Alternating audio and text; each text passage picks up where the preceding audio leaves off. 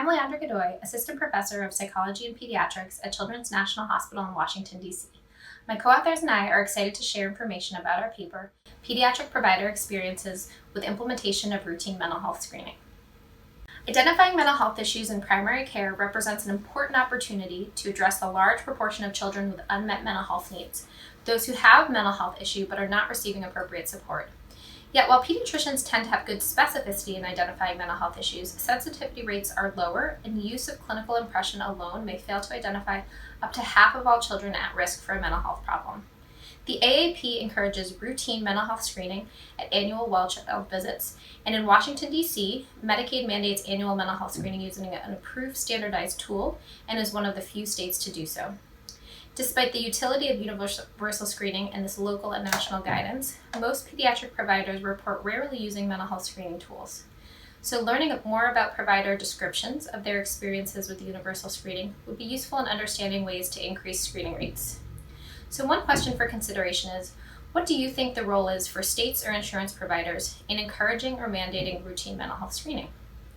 The goal of this study was to describe barriers to and facilitators of universal mental health screening implementation, the perceived impact of such screening, and impressions of a screening-focused quality improvement learning collaborative that was used to increase screening rates across the Washington, D.C. area.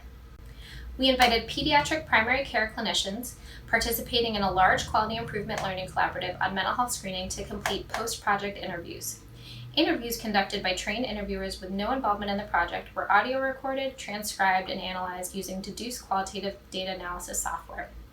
Interpretive description and inductive constant comparative qualitative analysis was used to develop and identify codes. The coding scheme was developed jointly by myself and my co-author, Ms. Sarah Gordon, and reviewed regularly by a qualitative expert on our team, Dr. Kathy Kelly. Once the coding scheme was finalized, all transcripts were double-coded. Code disagreements were identified and revised using a consensus agreement. So of the 107 providers who participated in the QI Learning Collaborative, 13 providers, or 12.1%, were interviewed. The 2 interviews did not have audio recordings that could be fully transcribed and were therefore not included in analyses. The 11 providers included in the final sample came from 7 different practices, including academic health centers, a private practice, and a federally qualified health center. So our main coding themes fell into several different categories seen here. All providers described the positive impact of screening, such as increased identification of mental health concerns.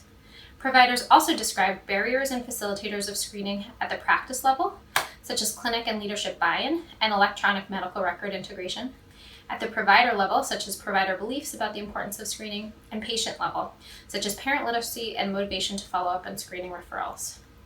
While many providers recalled the challenges around screening workflows, addressing the mental health concerns identified via screening was noted as a larger and more persistent barrier to providers feeling comfortable and successful with screening. So this included challenges of linking families with care due to factors such as long wait lists and limited referral options, as well as family engagement and motivational difficulties. Providers also frequently noted inadequate feedback loops with mental health professionals to whom they referred families. Access to on-site mental health clinicians and participation in the QI Learning Collaborative were described as beneficial. So findings highlight the multiple levels that impact successful implementation of screening at the family level, provider level, practice organization level, and the systems level. Thus, taking a multi-pronged, multi-level approach may prove most fruitful. This can include any of the following. So efforts to develop protocols for implementing screening and for staff training could be beneficial. Structured support, such as that offered through the AAP Mental Health Toolkit or educational programs like Project ECHO, could also be useful. Given that family engagement was noted as a frequent challenge to screening follow-up, efforts to better identify upfront which families may have more difficulty initiating a referral or accessing resources could help to individualize follow-up plans. Supporting practice and provider capacity to increase family motivation could also be beneficial, such as training on motivational interviewing and engaging other team members, such as care coordinators. Our findings highlight the importance of increasing access to integrated mental health services and increasing support to families navigating external resources.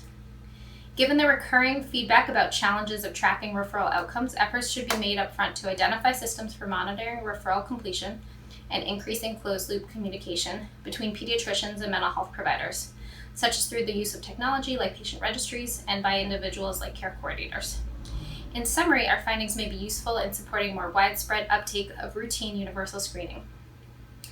So what recommendations would you put forth at the family, provider, practice, or systems level to support implementation of routine mental health screening?